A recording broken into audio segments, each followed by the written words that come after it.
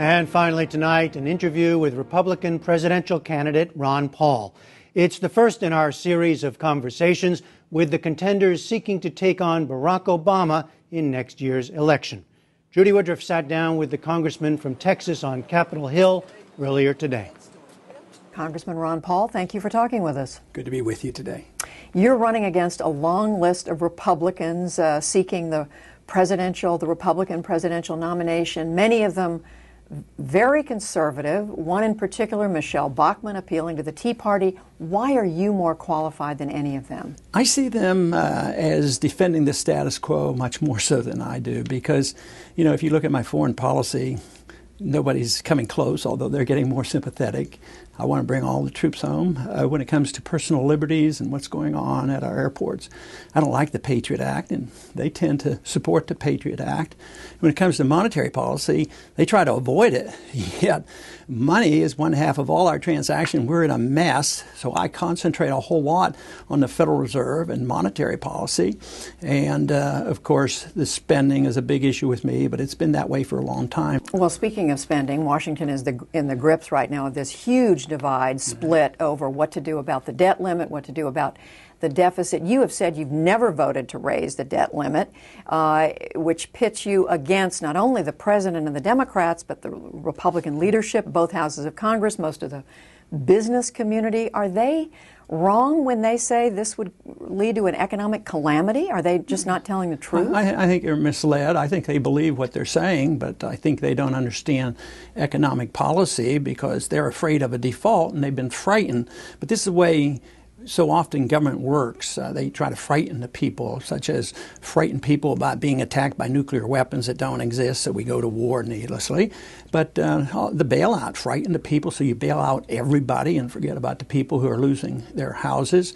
So yes, there's a lot of that. But my point is it's serious. The debt is too big. You can't solve the problem of debt by raising the debt limit, and that's what they were trying to do. But you've had this position for years and years, for the decades you've served in the Congress. You haven't been able to win folks over to your point of view. What makes you think you could win a majority over if you were president? I think there's a big shift because I can compare what's happening now to 4 years ago, and it's dramatically different. But even last year, we noticed a big difference, say, on the monetary issue. So maybe I don't have as much influence in direct legislation here, but the people, I believe I'm closer to the people because the people are scared and they're sick and tired of it and they want smaller government. Well, on this question of spending and cutting, you've said you would bring the government's budget into balance the first year in office you were president. We're talking, what, over $1 trillion deficit. What would you cut? Okay, I would start with military operations overseas. They hurt us, and they hurt our national defense. And we can save hundreds of billions of dollars when you add up all the militarism and all the foreign aid and all the mischief we create. Why do we have troops in Korea and Japan? All these things. So you could save a lot. That wouldn't be enough. Then you have to start cutting spending on the programs that aren't essential, like the Department of Education. We spend a lot of money. It doesn't improve education. Department of Energy. We don't need Department of Energy. All those subsidies in Department of Agriculture. We don't need that. We don't need the intervention of the Department of Commerce. You can go on, but you don't have to go and cut health care or medical or Social Security in order to start getting our house in order. But you have talked about dramatically scaling down or reforming Medicare and Social Security. And so what would those programs look like if you could wave a magic wand and make it the way you'd like it? I haven't talked a whole lot about that. Most of the time I talk about is if we'd had acted responsibly, we wouldn't be facing this crisis. I would like to offer young people going into the workforce the chance to opt out of Social Security. But that won't work unless you do these cuts I'm talking about, the militarism as well as all these departments that make no sense at all. You could do that, but politically it's difficult because the other day when we were voting on this resolution for the budget, the debt increase, I said there's two groups. One group won't cut a nickel out of the military and the others won't cut a nickel out of entitlement system. And that's why we're at this point. You've also spoken of big changes in Medicare, structural changes. How would you change Medicare? Well, once again, I haven't emphasized that at all, but I would want people to opt out of the system. I would want people to have medical savings accounts. Young people should be able to opt out and build up a medical savings account and take care of their own programs. But that won't work unless you're willing to cut spending, and I think the most popular place to cut is all the spending overseas and the corporate welfare in this country, because most of the money that we spend here is supposed to help the poor really helps the large corporations. Say the housing bubble.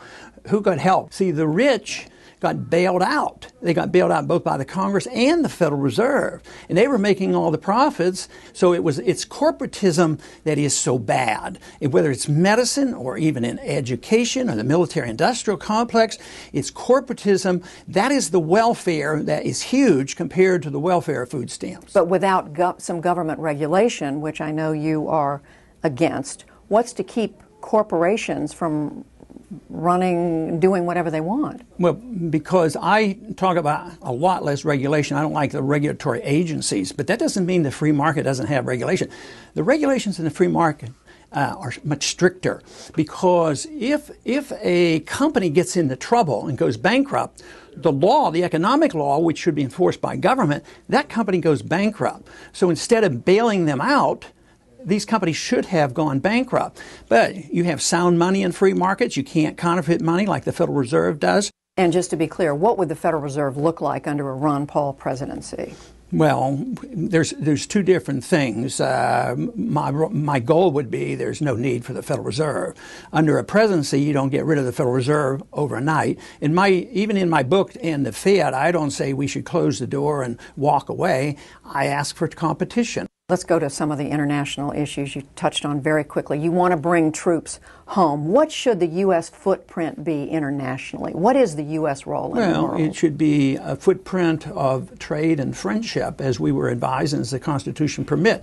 The footprint shouldn't be a military footprint. It shouldn't the footprint we're leaving now are drone missiles dropping bombs and killing innocent civilians lodged from the United States with computers. That's not the kind of footprint I want. Afghanistan, how quickly would you bring the troops home? As quick home? as the ships could get there. It's insane on what we're doing. And I'll tell you one thing about this business about the military. We just had a quarterly report, and they listed all the money that all the candidates got from the military. I got twice as much as all the other candidates put together on the Republican side, and even more than Obama got, which tells me that those troops want to come home as well, because they know exactly what I'm talking about. Two other quick things internationally. You said you opposed the U.S. raid into Pakistan that led to the killing of Osama bin Laden. You also would do away with, in essence, the CIA. Why did you oppose the raid, and what would you put in the place of the CIA? The question to me was, I was just saying it could be done differently. I mean, all this does was raise questions, and I predicted that this would lead to a lot of resentment. And just think of the chaos in Pakistan and the mess that we have. We both bomb them and we give them money, and then the people hate their own government because their own government's a puppet of ours. My frustration with bin Laden was it took so long. And the CIA, you would...